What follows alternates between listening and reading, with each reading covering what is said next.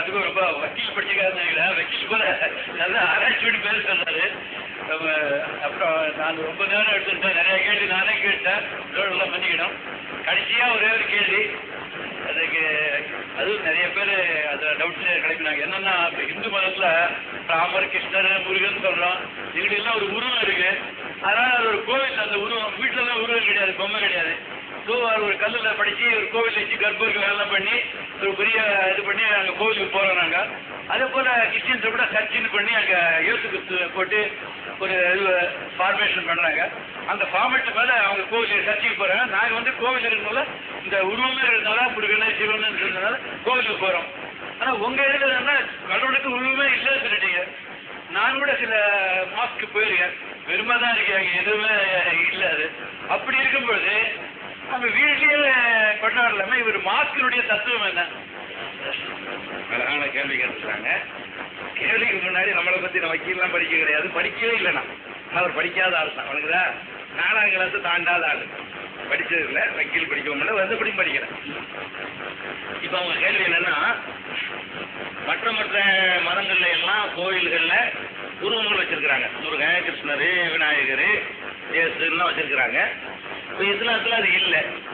அது இல்லைங்கும் போது பள்ளிவாசல் வீட்டில் இருந்தவங்க எதையாவது ஒன்று வச்சு வணங்குறதா இருந்தா தான் என்ன செய்யணும், அது ஒரு வழிபாட்டு தலம்னு வேணும். மாஸ்குடைய தத்துவம் என்ன அப்படின்னு கேட்குறாங்க. இஸ்லாத்தை பொறுத்த வரைக்கும் எங்கே வேண்டாலும் தொழுகை நடத்தலாம். இப்போ இன்றைக்கு வந்திருக்கிறாங்க, இங்கேயே தொழுகை நடத்துவாங்க. தொழுகை வந்தோடனே இங்கேயே தொழுகை நடத்துவாங்க. தொழுகை நடத்துவதற்கு இந்த மாஸ்க்கு போகிற தத்துவம் என்னன்னா, கூட்டமைப்பு தான் நோக்கம். வீடுகளில் நான் தான் தொழுதுக்குருவேன், நான் என்னுடைய நேரத்துக்கு நான் தொழுதுக்குருவேன், நீங்க உங்க நேரத்துக்கு தொழுகை நடத்திக்கிறீங்க. உங்களுக்கு எனக்கு அன்போ நெருக்கமோ பழக்கமோ ஏற்படாது. பள்ளிவாசலுக்கு ஒரு 5 நேரம் போகும் பொழுது பக்கத்தில் நம்ம நிப்பா என்னங்க சுகமா இருக்குல்ல, ஒருத்தர் அறிமுகம், ஒருத்தர் நெருக்கம். அது மாதிரி இந்த நகர வாழ்க்கையில நம்ம பார்த்துக்கிட்டு இருக்கிறோம். பக்கத்து வீட்டில் குலை நடந்தாலும் அடுத்த வீட்டுக்காரன் கண்டுக்கிற மாட்டான், சும்மா இருப்பான். அடிபட்டு கிடப்பான், ஆக்ஷன் இல்லை, ரொம்ப ஆட்டுக்கு போயிட்டு இருப்பான்.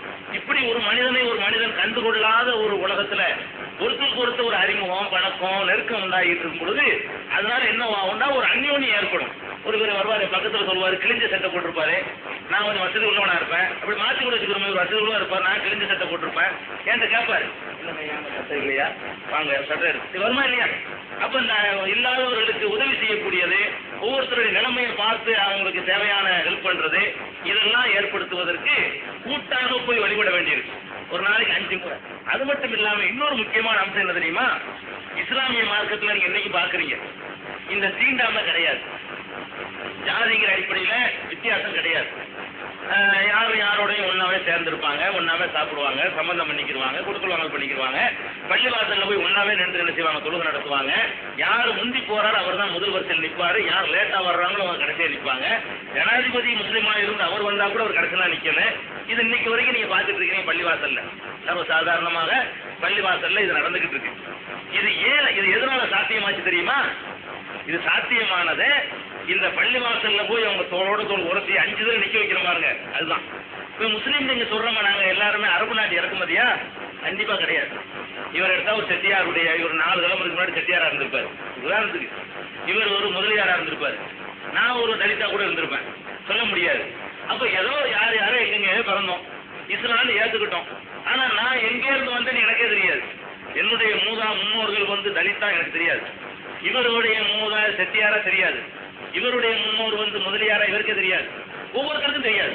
4-5 தலைமுறைக்கு முன்னாடி தான் நாங்கள் எல்லாம் இந்த கொள்கை ஏற்றுக்கிட்டோமே தவிர நாங்கள் அரபு நாட்டிலிருந்து இறக்குமதி ஆகல. எல்லாம் உங்களை மாதிரியான பல ஜாதிகளாகத்தான் நாங்கள் இருந்திருக்கிறோம். இப்படி இருந்த நாங்க ஒருத்தருக்கு ஒருத்தர் என்ன ஜாதின்னு தெரியாத அளவுக்கு மறந்து போயிட்டோம்னா அதுக்கு என்ன காரணம் தெரியுமா? தொழுகை தான் காரணம். மாஸ்க்ல போய் 5 நேரம் நிக்கிறோம். ஏன்னா இவர் ஒரு பிராமின் வச்சுக்கிருவோம், பிராமினா இருந்து இஸ்லாத்துக்கு வந்திருக்கிறார், நான் தலித்தா இருந்து இஸ்லாத்துக்கு வந்திருக்கிறேன்னு வச்சுக்கிருவோம். 2 பேரும் பக்கத்துல நிற்போம். முதல் நாளைக்கு இவருக்கு ஒரு மாதிரியா இருக்கும், நம்ம கிட்ட நிக்கிறானே, நேரா ஒரு உறுத்தல் வரும். அடுத்த வரைக்கும் மறுபடியும் போய் நிற்பேன், அதுல ஒரு 10% இன்னும் கொஞ்சம் குறையும், 90% தான் வெறுப்பு இருக்கும். மறுபடியும் போய் நிற்பேன், 80 ஆகும். மறுபடியும் போய் நிற்பேன் ஒரு பக்கத்திலேயே 70 ஆகும். இன்னும் மறுபடியும் நிற்பேன், 60 ஆகும். திருப்பி அவரோட ஒட்டி நின்று அவர் என்ன செய்கிறாரு, நம்ம எல்லாம் பார்க்க கூடாது, யாரு பக்கத்துல நிக்கிறான்னு தெரியாது. இப்ப என்ன நிலைமை, நம்ம பக்கத்துல நிற்பவர் யாருன்னு தெரியாதுங்க. நாங்க அப்படிதான் நீங்க தொழுகை நடத்திக்கிட்டு இருக்கோம். காலைல தொழுகையில நீங்க சுகு தொழுகையா, உங்களுக்கு வலது பக்கம் யாருன்னா தெரியாது, இடது பக்கம் யார் தெரியாது. நாங்க வாழ்க்கை நிற்போம், எங்களுக்கு பக்கத்துல நிக்கிறவன் யாருன்னு கவனிக்காதவங்க நாங்க மாறிடுறோம் பாருங்க. நிக்கிறவன் வந்து வசதி உள்ளவனா, ஏழையா, கருப்பா உள்ளவனா, வெள்ளக்காரனா, அதை பத்தி எங்களுக்கு ஒண்ணுமே தெரியாது. ஒண்ணும் தெரியாத அளவுக்கு நாங்க மாறுவதற்கு வந்து பள்ளி வாசல் வந்து ஒரு பயிற்சி கூடமா இருக்குது. இப்படி ஒரு நாளைக்கு 5 முறையும் மாசத்துக்கு 150 முறை இப்படி கூடி கூடி கூடி கூடி ஒட்டி உரத்துல மட்டும் இல்ல, சில நேரங்கள்ல வந்து உயர்ந்த சாதின்னு சொல்லக்கூடியவர் அதுல இருந்து இஸ்லாத்துக்கு வந்திருப்பாரு, அவர் 2வது வரிசையில் நிற்பாரு. தாழ்ந்த சாதிக்காரர் வந்து முதல் வரிசையில் நிற்பாரு. சஜிதான்னு ஒரு வணக்கம் செய்வாங்க, சஜிதான் செஞ்சு காட்டுங்க, அப்படி செஞ்சு காட்டுங்க, இப்படி செஞ்சு காட்டுங்க, நம்ம கால் படுற மாதிரி இப்படி செய்யுமா. சஜிதா செய்யும் பொழுதுங்க பாருங்க, ஒருவருடைய காலில் ஒருத்தர் தலை கூடப்படும். இப்படி ஒரு வணக்கம் கடவுளுக்காக வேண்டி இவர் காலில் அவர் தலைப்படுது இல்லையா. இவர் வந்து தலித்தா இருப்பார், அவர் வந்து பிராமணர்ல வந்தவரா இருப்பாரு, கண்டுக்கிறதா மாட்டோம். அது பாட்டுக்கு ஏண்டா விரிச்சன்னு கேட்க மாட்டோம். தொழுது முடிச்சோம்னு உன் காடு இருக்கிற தலையில படிச்சுன்னு கேட்க மாட்டோம். எப்படி நாங்க பயிற்சி எடுக்கிறோம்னு பாருங்க. அந்த பள்ளிவாசலுடைய தத்துவமே இதுதாங்க. ஒருங்கிணைப்பு ஆக்கணும். வழிபாடு செய்வதற்கு பள்ளிவாசல் அவசியம் கிடையாது, இங்கே தொழலாம் சுத்தமா இருந்தா. நடு ரோட்டில் தொழலாம், மார்க்கெட்ல இருந்து தடையும் கிடையாது.